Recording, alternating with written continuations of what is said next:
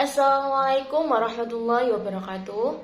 Para hadirin yang dirahmati oleh Allah, puji syukur kita panjatkan yang telah memberikan kesehatan dan kesempatan sehingga pada kali ini kita semua dapat berkumpul di tempat sederhana ini dalam keadaan yang sehat walafiat, tak kurang suatu apapun.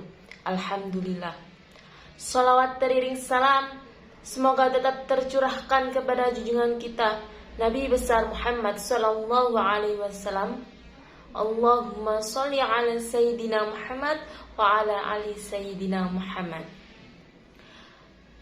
Perkenalkan, di sini saya Widyanita Anggraini dengan NIM 040403211151 dari Prodi Bimbingan dan Konseling Islam Fakultas Dakwah dan Komunikasi UIN Sunan Ampel, Surabaya.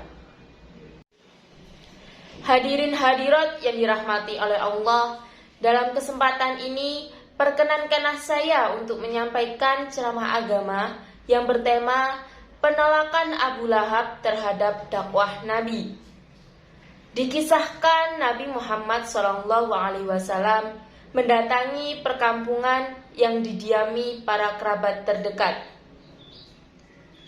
Beliau memanggil sanak saudaranya untuk berkumpul di Bukit Sofa.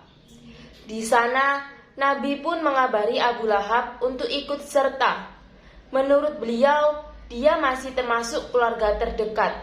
Apalagi Nabi menyadari bahwa ajaran yang diterimanya harus disampaikan. Menerima atau menolak itu perkara lain. Setelah berkumpul di kaki Bukit Sofa, beliau membuka pertemuan dari berbicara di hadapan hadirin. Tiba-tiba Abu Lahab berteriak sehingga mengejutkan para hadirin. "Celakalah kamu wahai Muhammad, apakah hanya untuk ini saja kamu mengumpulkan kami semua?" teriaknya. Segera ia mengambil batu, hendak melempar Nabi. Sementara itu, Nabi diam sejenak karena suasana menjadi gaduh. Dengan muka merah padam, Abu Lahab melanjutkan, "Sama sekali belum pernah aku melihat orang yang datang pada keturunan orang tuanya dan kaumnya yang lebih keji daripada apa yang engkau tunjukkan itu." Pada saat itu turunlah wahyu kepada Nabi Muhammad SAW yang berbunyi, "Celakalah kedua tanganmu Abu Lahab dan sangat celakanya." Surat Al-Lahab ayat 1. Sementara itu Abu Lahab masih marah-marah sambil berkata, "Jika apa yang dikatakan Muhammad itu benar, maka aku tebus dirinya dengan harta bendaku dan anakku." Kemudian Allah menurunkan wahyunya kepada Nabi bahwa tidaklah berguna darinya Abu Lahab harta badannya dan segala usahanya. Surat Abu Lahab ayat 2. Mengingat Abu Lahab terus-menerus berceloteh sehingga pertemuan itu menjadi gaduh, maka kemudian membubarkan pertemuan tersebut. Namun setelah pertemuan bubar, di antara mereka meminta Nabi untuk mengadakan pertemuan berikutnya dengan catatan Abu Lahab tidak diberitahu. Nabi menyetujui usulan tersebut karena memang beliau sudah merencanakannya. Waktu yang telah ditentukan sudah tiba. Pertemuan kedua masih diadakan di kaki Bukit Sofa. Namun dalam pertemuan kali ini yang hadir tidak hanya kaum kerabat beliau, tetapi juga dihadiri orang-orang Quraisy lainnya. Ketika itu yang hadir berjumlah 40 orang, menurut riwayat lain 45 orang. Dalam sambutannya, Nabi sempat mengatakan, "Demi Allah, jika aku akan berdusta kepada manusia, sungguh aku tidak akan berdusta kepada kalian.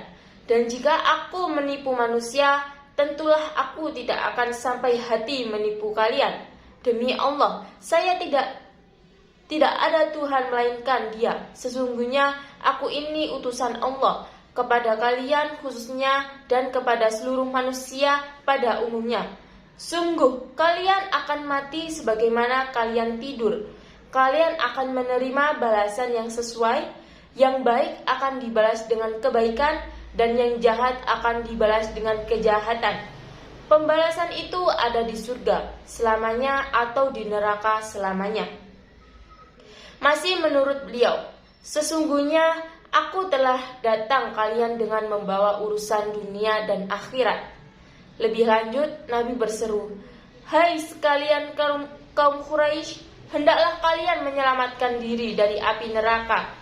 Sesungguhnya sedikit pun aku tidak mampu menolong kalian kelak di hadapan Allah." Nabi menyeru, "Hai keturunan orang-orang Ka'ab bin Lu'ay, hendaklah kalian menyelamatkan diri kalian sendiri dari api neraka. Hai orang-orang keturunan Murrah bin Ka'ab, hendaklah kalian menyelamatkan diri kalian sendiri dari api neraka. Hai orang-orang keturunan Hashim, hendaklah kalian menyelamatkan diri kalian sendiri dari api neraka. Hai orang-orang keturunan Abdu Manaf, hendaklah kalian menyelamatkan diri kalian sendiri dari api neraka. Hai orang-orang keturunan Abdu Syams, hendaknya kalian menyelamatkan diri kalian sendiri dari api neraka. Hai orang-orang keturunan Zuhra, hendaknya kalian menyelamatkan diri kalian sendiri dari api neraka. Hai orang-orang keturunan Abdul Muthalib, hendaknya kalian menyelamatkan diri kalian sendiri dari api neraka. Demikianlah Nabi menyeru mereka untuk menolong dirinya sendiri dari siksaan api neraka. Caranya dengan mengimani Allah sebagai satu-satunya Tuhan yang berhak disembah. Tiada satu pun yang dapat menyamainya. Menurut riwayat waktu itu, hadirin sempat terdiam mendengar seruan Nabi. Abu Lahab yang ternyata hadir, sekalipun dia mukanya menunjukkan kebencian. Akhirnya sebagian hadirin meninggalkan tempat tersebut dan sebagian lagi menunggu Nabi selesai menyampaikan seruannya. Merasa tidak puas, hanya berdiam diri, Abu Lahab berteriak dengan congkaknya, "Hai orang-orang keturunan Abdul Muthalib, demi Latta dan Uzza, sesungguhnya Muhammad itu jahat. Coba kalian menariknya dan membawanya ke sini. Kamu semua hendaknya melarang dia berkata seperti itu sebelum dia ditangkap dan dipenjarakan oleh seluruh bangsa lain. Lebih baik kita sendiri yang memenjarakannya. Dia orang muda yang telah berubah ingatannya. Jika kalian mengikuti dia, maka kalian akan menjadi orang yang hina di dunia. Jika kalian menuruti dia, maka kalian akan diperangi oleh bangsa lain kelak." Mendengar Abu Lahab berbicara demikian, bibi Nabi Syafiyah binti Abdul Muthalib atau saudara perempuan Abu Lahab menegurnya, "Wahai saudara laki-lakiku, apakah sangkaanmu kepada anak laki-laki dari saudara laki-lakimu itu Muhammad? Sudah sepantasnya demikian? Demi Allah, tidaklah para kepala agama terdahulu telah memberitakan kepada kita dari keturunan Abdul Muthalib akan ada seorang bergelar Nabi dan Rasul Allah, dan orang itu tiada lain dan tiada bukan adalah Muhammad adanya." Mendengar pernyataan lemah lembut Safiyah, Abu Lahab kian bertambah marah. Demi berhala Latta dan Uzza, itu adalah dongeng dusta. Itu adalah cerita kosong. Hendaknya kalian tangkap saja Muhammad sebelum bangsa Arab bersatu untuk memerangi kalian. Jika bangsa Arab dan suku Quraisy lainnya melawan Muhammad, dia bisa apa? Apa kekuatan Muhammad? Apa daya Muhammad untuk melawan musuh-musuhnya? Apa senjata Muhammad dan kawan-kawannya untuk melawan musuh? Tidak lain, Muhammad akan ditelan kepalanya mentah-mentah oleh orang Quraisy. Kini giliran Abu Thalib yang merasa tidak senang terhadap ucapan keji Abu Lahab. Dengan lantang ia membela Muhammad, keponakannya itu. Sungguh, akulah yang menghalanginya selama aku masih hidup. Mendengar jawaban setegas itu, Abu Lahab tidak berkata apa-apa. Namun, pertemuan menjadi kacau karena terjadi mulut antara yang mendukung dakwah Nabi dengan yang menolaknya. Pertemuan itu pun akhirnya bubar karena terjadi adu mulut antara yang mendukung dakwah Nabi Muhammad SAW dengan menolaknya. Pertemuan itu pun akhirnya dibubarkan. Pada tahap berikutnya, Nabi menyeru penduduk Mekah secara lebih terang-terangan. Dakwah tersebut disampaikan kepada semua lapisan masyarakat tanpa memandang status sosial, suku, bangsa, ataupun jenis kelamin. Ketika Nabi mulai melancarkan dakwahnya, muncullah beragam respon dari kaum kafir Quraisy. Namun, sebelum wahyu berisi celaan terhadap Tuhan-Tuhan mereka turun, kaum musyrikin Quraisy tidak terlalu menghalangi jalan dakwah beliau.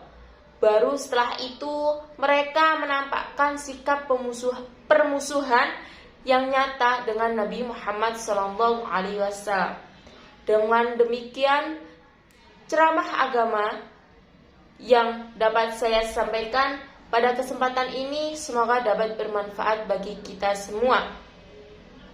Lebih dan kurangnya mohon dimaafkan. Yang benar datangnya atas bimbingan Allah yang maha benar, dan yang salah khilaf atau keliru itu datangnya dari saya pribadi.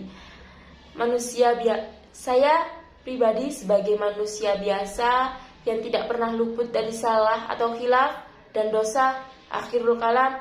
Wassalamualaikum warahmatullahi wabarakatuh.